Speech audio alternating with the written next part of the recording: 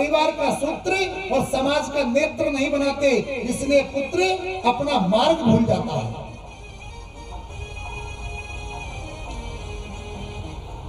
मैं कभी कभी कहता हूं कि तुम पढ़ाओ तो पढ़ाओ, नहीं तो मत पढ़ाओ।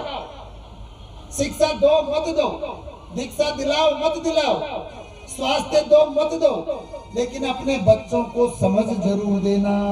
समझ जरूरी है। समझ से मित्रता बढ़ती है, समझ से सूत्रता बढ़ती है, और समझ से नेत्र की पवित्रता बढ़ती है। बोले राजा रामचंद्र भगवान की जय। सुमिरन क्यों न करे,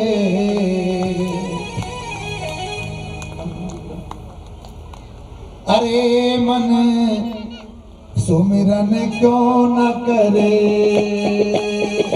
सुमिरन क्यों न करे, अरे मन सुमिरन क्यों न करे, सुमिरन क्यों न करे, अरे मन सुमिरन क्यों न करे, सुमिरन क्यों न करे, अरे मन सुमिरन क्यों न करे।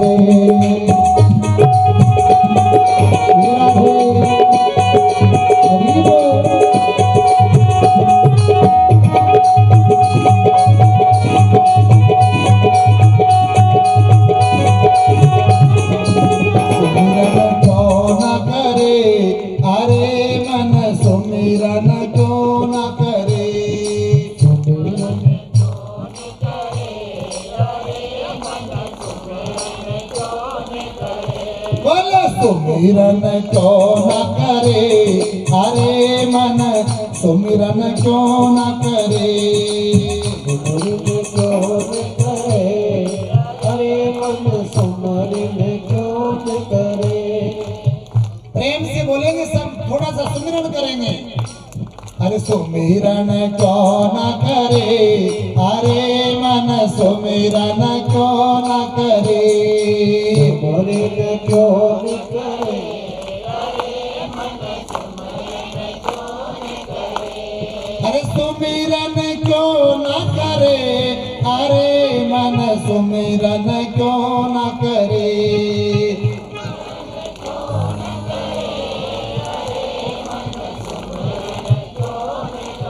बोल बाके बिहारी लाल की। अब हमको परमात्मा के जन्म के बाद में सुमिरन करना ही पड़ेगा, और सुमिरन करना चाहिए। सुमिरन कर ले रे मना, तेरी उम्र बीती उम्र हरि भजन बिना। पल पल परमात्मा को सुमिरन करना चाहिए। जब हम उसका सुमिरन करेंगे तब परमात्मा किसी संत को आदेश करेगा, और फिर संत हमारे दरवाजे तक आएगा। अब आप देखना कि राजा दशरथ ने परमात्मा का सुमिरन किया, और परमात्मा उनके घर में आए, और जब घर में आए तब देखो क्या क्या घटनाएं घटती है। बोल बाके बिहारी लाल की जय। शिव जी पार्वती से कहने लगे, हे पार्वती, चारों भाइयों का नामकरण विश्वामित्र जी ने आंगन में बैठ करके किया, और उसके बाद में भगवान राम माँ यशोदा का दूध पी करके बड़ा होते हैं। आहा, क्या क्या समय होगा साहब। हे प्रभु, एक पल के लिए ऐसे दर्शन मिल जाए। प्रभु राम माँ कौशल्या का आंचल से दूध पीते हैं।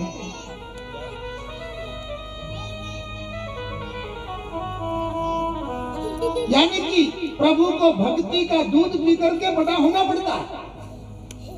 माँ कौशल्या भक्ति है, और भक्ति के वशीभूत होकर के मेरी सरकार पुत्र बन करके और भक्ति का दूध पी करके बड़े हो रहे हैं।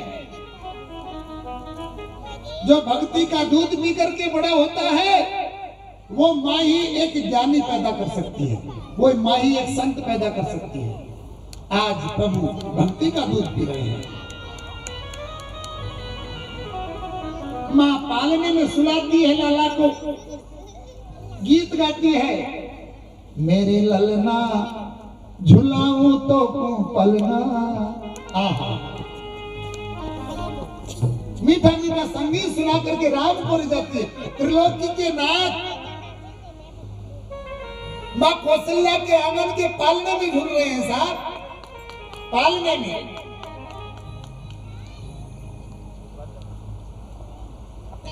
और माँ कौशल्या के दरवाजे पर रोज संत आते हैं। माँ हीरे मोती के थाल भर करके लाती है।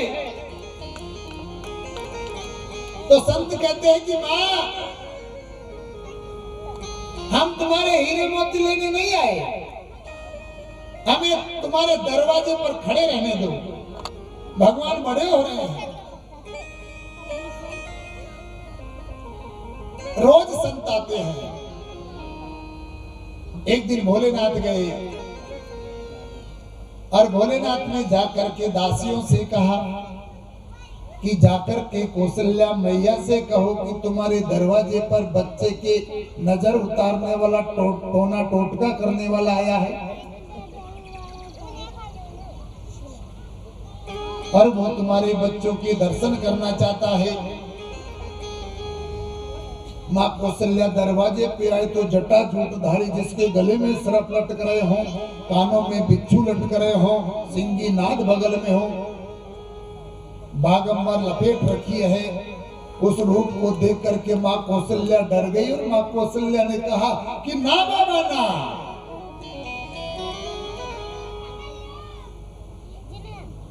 मैं मेरे बालक को लेकर तुम्हारे सामने नहीं आऊंगी, मेरा बालक बड़ा नाजुक है, डर जाएगा। भगवान शिव जी कहने लगे कि हम डराने वाले नहीं, हम नजर उतारने वाले हैं बाबा जी। हम काली कंबल पहनने वाले हैं, हम शमशान घाट से आए हैं, हम जादू टोना जानते हैं। माँ ने सख्त मना कर दिया कि तू चाहे कुछ भी कर, लेकिन मेरे लल्ला को लेकर नहीं आऊंगी, नहीं आऊंगी, नहीं आऊंगी।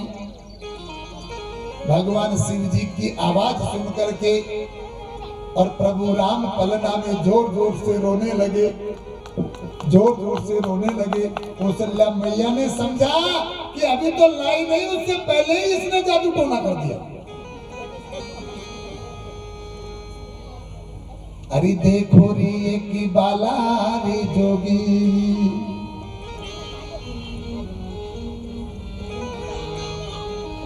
हरिद्वार तुम्हारे आयारी, द्वार तुम्हारे आया रे जोगी, हरिद्वार तुम्हारे आया रे। अरे देखो री ये गिरी बाला जोगी, द्वार तुम्हारे आया रे। देखो रे केदार जोगी, द्वार तुम्हारे आया रे।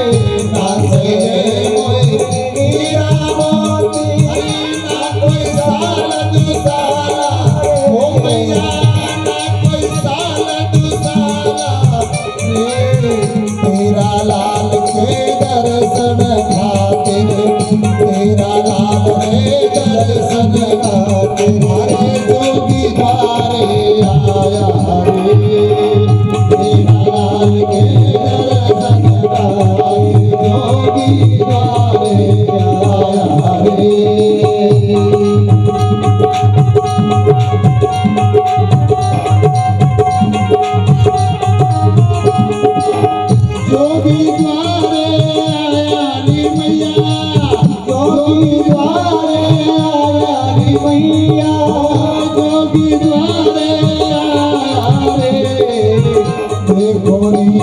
जोगी बाबा रे जोगी द्वार तुम्हारे आया रे बाबा जोगी द्वार तुम्हारे आया रे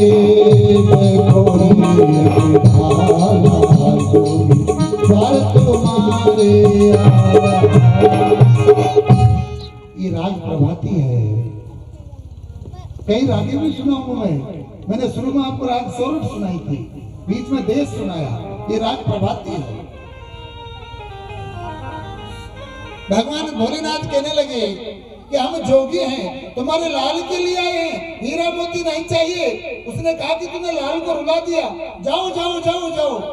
और जैसे ही जाने का नाम लिया मेरे प्रभु और जोर से रोने लगे।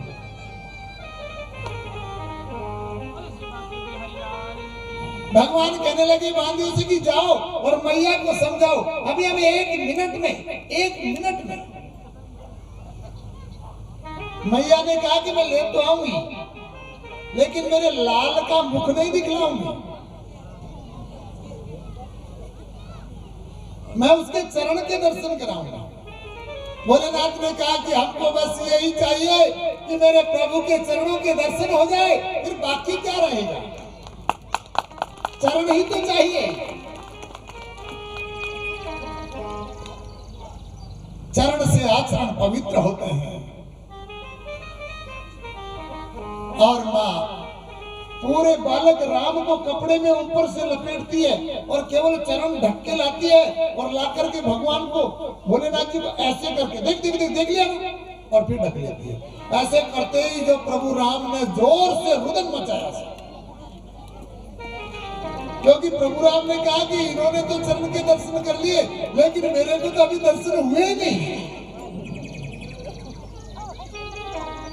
जैसे ही जोर से रोए तो प्रभु ने कहा कि लाओ लाओ, एक मिनट मुझे गोदी में दो, अभी आपका बालक रह जाएगा। और भोलेनाथ गोदी में ले लेते हैं। और जैसे ही भोलेनाथ ने प्रभु के दर्शन किए, प्रभु एकदम मुस्काए और उस मुस्कुराती हुई मूर्ति को भोलेनाथ ने हृदय में उतार लिया और माँ को बालक देकर के भोलेनाथ हरे रामा रामा राम रामा रामा हरे हरे हरे रामा हरे रामा रामा रामा हरे हरे हरे रामा हरे रामा रामा रामा हरे हरे रामा हरे रामा रामा रामा हरे हरे हरे कृष्णा कृष्णा कृष्णा हरे हरे कृष्णा कृष्णा कृष्णा कृष्णा हरे हरे ओ हरे राम राम राम हरे हरे राम हरे राम राम हरे हरे ओ हरे कृष्णा कृष्णा कृष्णा हरे हरे हरे कृष्णा कृष्णा कृष्णा हरे हरे ओम बाबा पलक अब खोल रस की बूंदा पड़े, बाबा पलक अब खोल रस की बूंदा पड़े। ओ हरे राम राम राम हरे हरे राम हरे राम राम हरे हरे। राम का सुमिरन करते हुए भोलेनाथ कैलाश पर्वत पर चले जाते हैं और काकभूषण जी वही रहते हैं। दूर दूर से संत पधारते हैं। धन्य ये नहीं है कि आप संत के आश्रम पर चले गए, राम कथा कहती है। बात बड़ी ये नहीं है कि आप संत के आश्रम पर चले गए, बड़ी बात यह है कि कोई संत आपके दरवाजे पर आ गया। और लिखा है कि भागपुर जी घर साधु आवे, अरे मारे साधारो समागम मन भावे। उस आदमी के धन्य भाग है जिस आदमी के दरवाजे पर साधु आते हैं। साधु आना भाग्य का उदय होना है। जिस दिन साधु आ जाए समझ लो कि अब मेरे जीवन में परिवर्तन आने वाला है। साधु आना चाहिए। आज साधु आते हैं और दिन भर खड़े रहते हैं राज दरबार के सामने, खिड़कियों में होकर देखते हैं संत। ठुमक चलत रामचंद्र बाजत पैजनिया,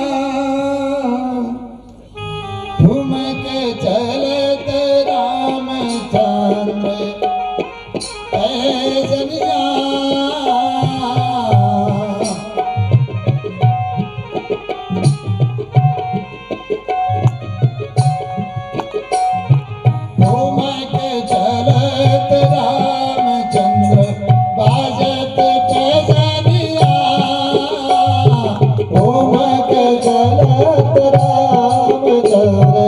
बाजत पैजनिया।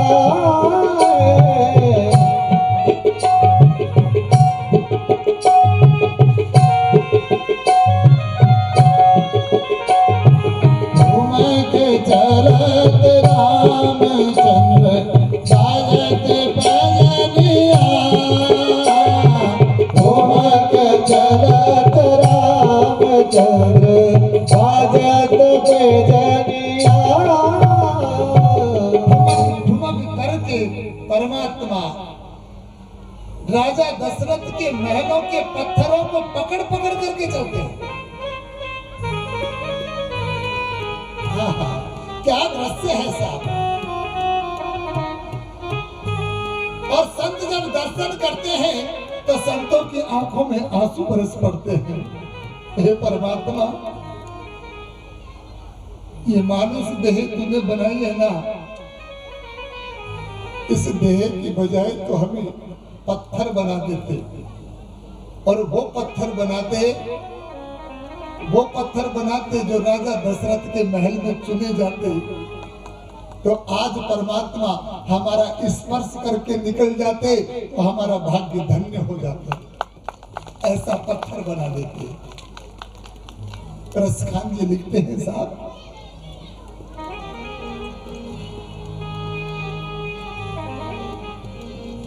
मानो से हो तो वही रस खान, बसो ब्रज गोकुल गांव के ग्वारन।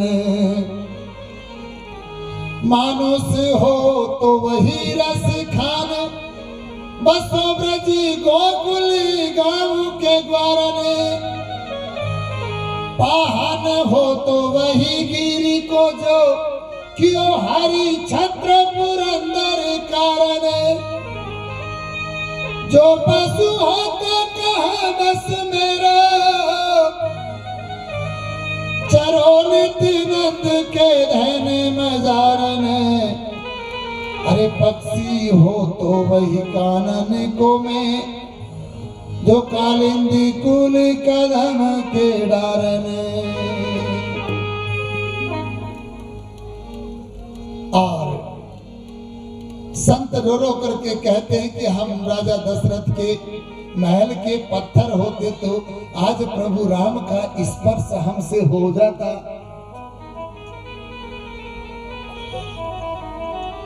परमात्मा को स्पर्श करने का विचार चालू करिए। परमात्मा स्पर्श और अनुभव की वस्तु है। जैसे पवन दिखता नहीं है, जब नहीं चलता है तब भी वो चलता है। कोई तो कहते कि महिंदा में प्रकाश है, त्वचा से स्पर्श करता है तो मालूम चलता है वशिष्ठ जैसा। ऐसे परमात्मा वशिष्ठ किसे कहते हैं? स्पर्श अपने सत्य को पकड़ने की अनुभव होनी चाहिए। परमात्मा आभास की और अभ्यास की वस्तु है। परमात्मा के लिए तुम्हें सतत अभ्यास करना पड़ेगा। कहने लगे भोलेनाथ कि उस समय क्या है, संत दर्शन करते हैं चले जाते हैं, दर्शन करते हैं चले जाते हैं। रोज सत्संग क्या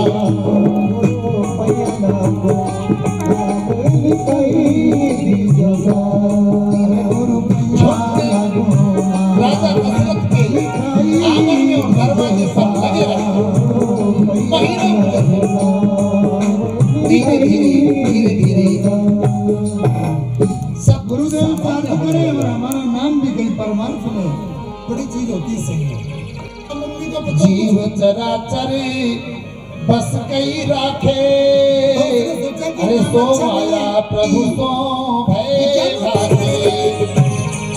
जिस माया के वसीभूत सारा संसार है और जो माया परमात्मा के वसीभूत है वो मायापति भगवान विष्णु और लक्ष्मण के वसीभूत है। वो अवतार आगे यही है। शेषानी एक नाग मान लीजिए, और नाग का जो बच्चा होता है ना वो बड़ा चंचल होता है। एक दिन की बात की परमात्मा ने सोचा लक्ष्मण जी बहुत चंचल है, भैया को कुछ बाल लीला दिखाई। एक दिन माने वो घर में जाकर के और सुंदर भोजन बनाया, सुंदर भोजन बना करके और परमात्मा को नैवेद्य लगाने के लिए अपने घर के एक कॉर्नर में परमात्मा को नैवेद्य लगाती है। तो जैसे ही परमात्मा को नैवेद्य लगाया तो परमात्मा भगवान राम जो बालक हैं जिसको पालने में सुला रखा था,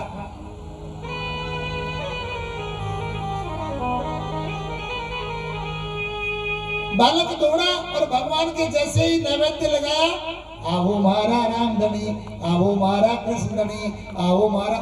भगवान दौड़े दौड़े आए और नैवेद्य को उठा करके चट कर गए।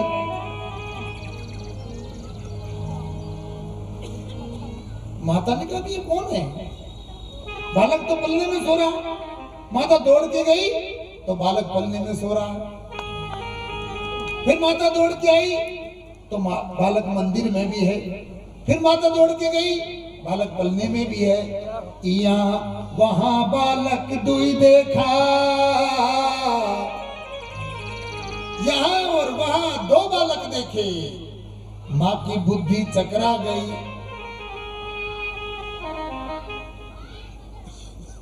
कहने लगी हे भगवान ये क्या है? एक बार ऐसे ही भगवान कृष्ण का जब जन्म हुआ, बालक खेल रहा था आंगन में। एक बाबा जी आया। बाबा जी ने कहा कि माँ हम बहुत दूर से आए हैं, हम भोजन करेंगे। माँ ने कहा कि आओ। यशोदा जी ने कहा आओ भोजन पाओ। कि नहीं माँ, हम सन्यासी साधु हैं, बैरागी साधु है, और बैरागी साधु किसी के हाथ का नहीं खाता, वो खुद बनाता। माँ ने सामान दे दिया, बालक को पालने में सुला दिया। उसने भोजन बनाया, बढ़िया दाल बाटी चूरमो, और भगवान को नैवेद्य लगाया। आवो मारा श्याम धनी, आवो मारा राम धनी, आवो मारा श्याम धनी, जीमो मारा राम धनी। भगवान पालने में से उतरे और ठुमक ठुमक करते आए। अब वो तो आंख नीच करके आरती कर रहा है, दोनों लाडू उठा खा लिया।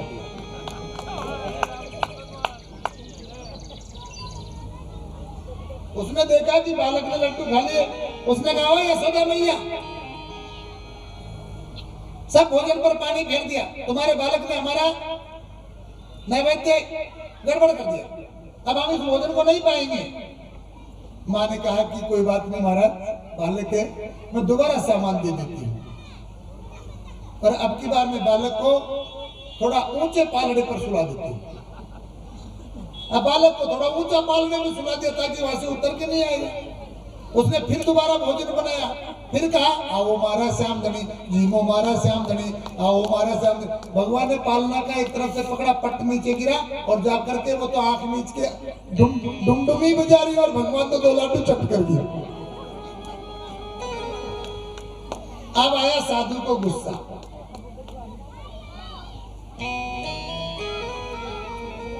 साधु ने कहा कि लगता है कि तू बार बार में भोजन बनवा करके सारे घर वालों का भोजन मेरे से ही बनवाएगी, ऐसा लगता है तेरा विचार। क्या हुआ? तेरा बालक फिर आ गया। ए बाबा, इसने तो गड़बड़ कर दी। उस बालक को पकड़ा भगवान कन्हैया को और अंदर बंद किया, बाहर से सांकल लगाई, ताला लगाया और चाबी दी बाबा जी, या ले, अरे अब सामान ले, अब बना, अब कैसे आओगे? दाल बाटी चूरमा बनाओ। और वही जीव हमारा श्याम धने आओ हमारा श्याम धने। अब जे 7 ताड़ान में पैदा होयो हुए उनको एक ताड़ो कहीं करो।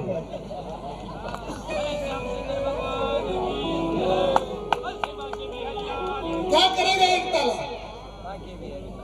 ताले खुले और सामरी आया और चट 2 लाख उठा के खाया।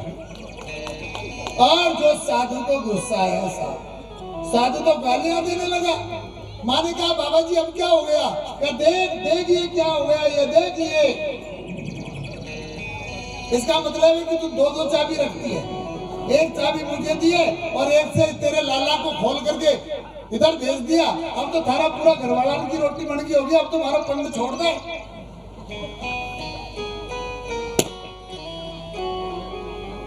कन्हैया को पकड़ा और कन्हैया से कार्य काना।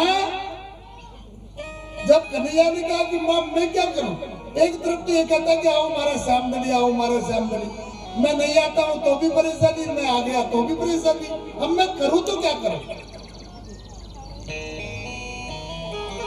जब कान्हा का कान पकड़ करके ऐसे मरोड़ा, कान पकड़ते ही साधु को भगवान कन्हैया में चतुर्भुज रूप दिखाई दिया था। बोल बाके बिहारी लाल की।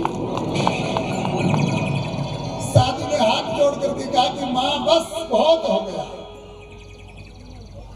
बहुत हो गया। आज मेरे राम ने लीला दिखाई है साहब।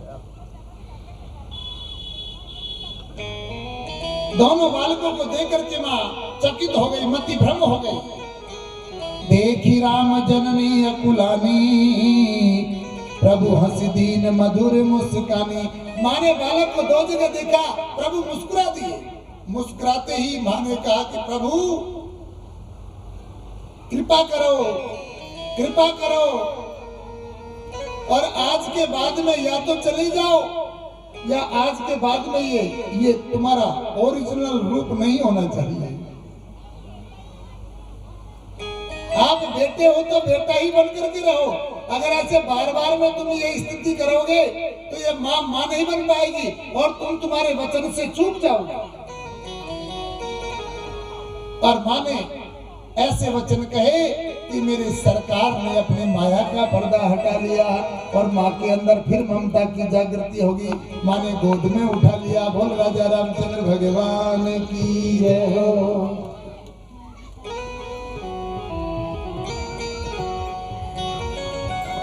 राम जी थोड़े थोड़े बड़े होने लगे तो बाहर खेलने लगे, बच्चों के साथ खेलने लगे। मुंडन संस्कार करवाया, यज्ञोपवीत करवाया। राम जी थोड़े से बड़े हुए। राजा दशरथ जब राज्यसभा से आते हैं तो राम जी रास्ते में खेलते हुए मिलते हैं। अब मैं आपको बताऊंगा कि सत्ता में और सत्य में कितना विरोधाभास है, क्योंकि राजा दशरथ सत्ता के मालिक हैं और राम खुद सत्य हैं। राजा दशरथ जब आते हैं राज्यसभा से लौटकर, राम खेलते हैं। राजा दशरथ दौड़ दौड़ करके राम को पकड़ते हैं, लेकिन राम पकड़ में नहीं आता है। इसलिए मैं कहता हूं कि सत्ता से सत्य को पकड़ा नहीं जा सकता। खूब कोशिश करते हैं राजा महाराजा, कितने ही मंत्रों का उच्चारण करवा ले, कितना ही यज्ञ करवा ले, लेकिन कभी भी सत्य उनके नजदीक नहीं भटक सकता। और ये सत्य के नजदीक नहीं भटक सकते। सत्ता और सत्य में विरोधाभास है, ये दोनों कभी एक जगह नहीं हो सकते। राजा दशरथ दौड़ते हैं राम को पकड़ने की, राम झटका देते हैं, फट छुड़ा जाते हैं। थक करके पसीना में लथपथ हो गए दशरथ, और लथपथ होकर के और फिर भीतर घुसते हैं और भोजन के लिए बैठते हैं। तब कौशल्या मैया से राजा दशरथ कहते हैं कि जरा राम को लाओ तो, राम पकड़ में नहीं आ रहा है। राजा ने सिर से मुकुट नीचे रखा और कौशल्या मां गई, और मां के जाते ही प्रभु राम फटाक दौड़ करके मां की गोदी में आ गए। यानी कि परमात्मा भक्ति की गोदी के लिए लालायित रहता है और सत्ता से दूर रहता है। सत्य को भक्ति तो पकड़ सकती है, लेकिन सत्ता नहीं पकड़ सकती। माँ की गोद में दौड़ करके राम आते हैं और गोद में लेकर के और खेलती उछालती मैया आती है और मैया आकर के राजा दशरथ की गोदी में पटक देती है राम। अब भक्ति के वशीभूत होकर के राजा की गोदी में तो राम आ गए, और जैसे ही भोजन करने लगे तो राम गोदी से निकल गए। कहने का मतलब यह है कि अगर आपने सांसारिक वस्तुओं में ध्यान दिया तो परमात्मा तुम्हारे हृदय से निकल जाएंगे।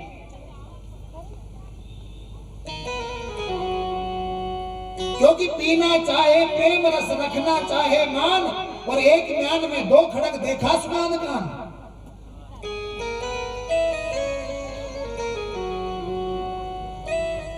एक म्यान में दो चीज माया और ब्रह्म एक साथ नहीं रह सकते। अगर सांसारिक वस्तुओं में हम लोगों का ध्यान जाएगा तो परमात्मा हमारे हृदय से निकल जाएगा। जैसे ही राजा दशरथ का ध्यान भोजन पे जाता है, परमात्मा गोद से निकल जाते हैं। फिर कौशल्या पकड़ करके लाती है, राजा दशरथ की गोद में बिठा देते हैं। राजा दशरथ जब तक उसे पकड़े रहते हैं तब तक राम बैठे रहे, और जैसे ही भोजन करने लगे फिर राम निकल गए। इसलिए भोजन हमारा शरीर में प्राणमय कोश है, और प्राणों के लिए भोजन की आवश्यकता है, लेकिन इतना ही खाओ जिससे राम हमसे जुदा न हो। इतना ही खाओ। खाने के लिए नहीं जीना, जीने के लिए खाना है।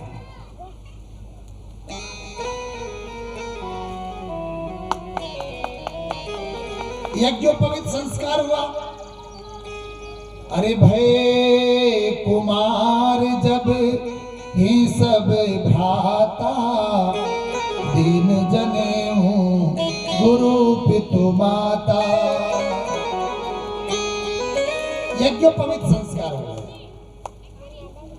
यज्ञ यानी समर्पण, अर्पण करना। ठीक है, यज्ञ यानी अर्पण करना, और उप यानी नजदीक बैठना। यज्ञ पवित्र का अर्थ समझेंगे आप। यज्ञ यानी अर्पण करना, और उप यानी नजदीक बैठना, और वीत यानी संस्कारित होने के लिए। यज्ञ पवित्र का अर्थ होता है कि अर्पण करके और किसी संत माँ बाप के नजदीक बैठ करके, और हमें संस्कारित होना चाहिए। बोल साचे दरबार की। यज्ञ पवित्र का अर्थ ऐसे नहीं है कि जनेऊ धारण कर लिया, यही नहीं है। यह हो सकता है, सभ्यता में हो सकता है, लेकिन संस्कारों में यज्ञ का मतलब अर्पण, उप का मतलब नजदीक बैठना, और वीत का मतलब होता है संस्कारों को धारण करने के लिए।